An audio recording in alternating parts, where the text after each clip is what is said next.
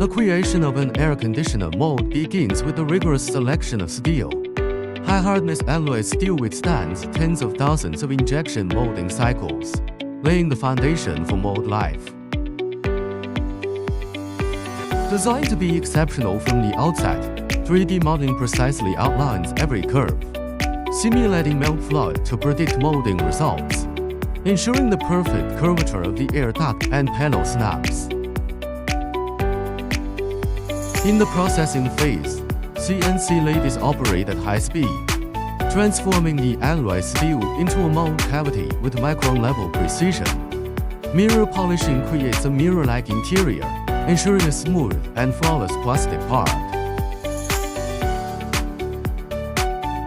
Finally, when it comes to product production, the molten plastic flies into the mold under high pressure, and the air conditioner panel and shell are born perfectly in an instant after cooling and shaping.